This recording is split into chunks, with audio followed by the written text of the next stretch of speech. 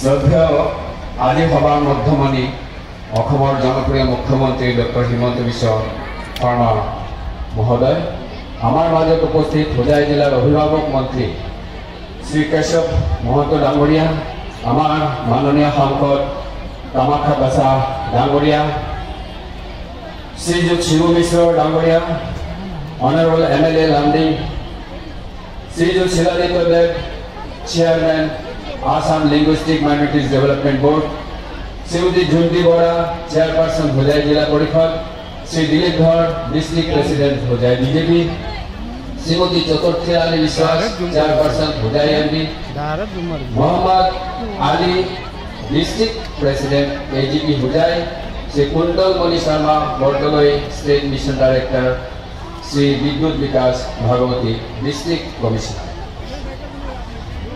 আজি আমি সকলোৱে জানো যে আমাৰ দূৰদৰ্শী মুখ্যমন্ত্ৰী মহোদয়ৰ নেতৃত্বত অসমত যি কৰ্মযোগ্য আৰম্ভ হৈছে তাৰ এটি আঁচনি হ'ল মহিলা উদ্যমিতা আঁচনি।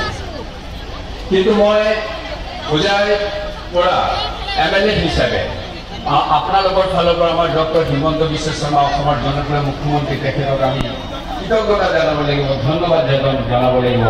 কেইটামান বস্তু আমি তুলি ধৰিব বিচাৰোঁ, কিহৰ কাৰণে আমি কৃতজ্ঞতা জনাব লাগে, কিহৰ কাৰণে আমি তেখেতক সদায় নমস্তে হিচাপে ৰাখিব লাগিব, তাক কেইটামান উদাহৰণ মই দিছোঁ।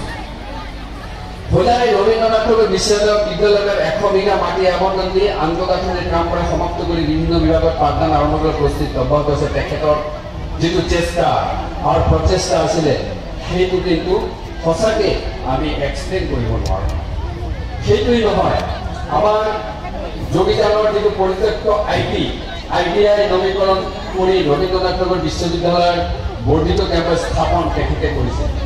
তেখেতে কিবা কাৰণত তেখেতৰ লগত মই টেলিফোনিক বাৰ্তালাপ চলি আছিলে। তেখেতক মই তেতিয়া সেই দিনত মই মুখ্যমন্ত্ৰীৰ দ্বাৰা অনুৰোধ কৰিলোঁ, যদি ITI-টো নৱীকৰণৰ ব্যৱস্থাৰ মাধ্যমেৰে যদি আমাৰ এইবাৰ 1700 ষ্টুডেণ্ট এডমিশ্যন ল'ব পৰা নাছিলে, সেইটোৰ যদি ব্যৱস্থা কৰি দিয়ে, জেনেৰেলি এইবিলাক কাম কৰোঁতে 1 বছৰ বা 2 বছৰ সময় লাগে, কিন্তু তেখেতে 5 মিনিটত কামটো কৰি দিলে।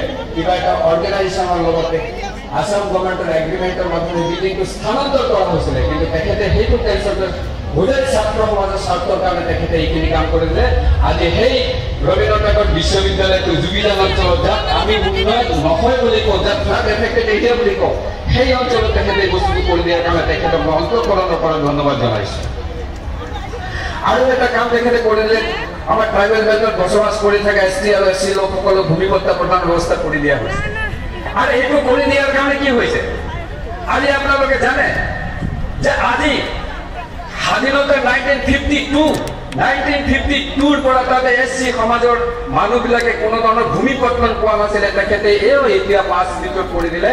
আজি তাত আমি ভূমিপট্টন 22,500 মানুহ সেই অঞ্চলত, পদমপুখুৰী অঞ্চলত, বৰদলং অঞ্চলত তেখেতসকলে সেই সুবিধাটো পালে। সেইটো এনে আমি যাব দিব নোৱাৰোঁ। সেইকাৰণে হোজাই অঞ্চলত মেডিকেল কলেজত তেখেতে বিধানসভাৰ পৰা ঘোষণা কৰে, তাৰ কাম কাজো চলি আছে। খুব তাড়াতাড়ি তাৰ নিৰ্মাণ কাৰ্য আৰম্ভ হ'ব। এনেধৰণৰ আছামালাৰ পৰা আৰম্ভ কৰি বিভিন্ন ৰাস্তাৰ পৰা আৰম্ভ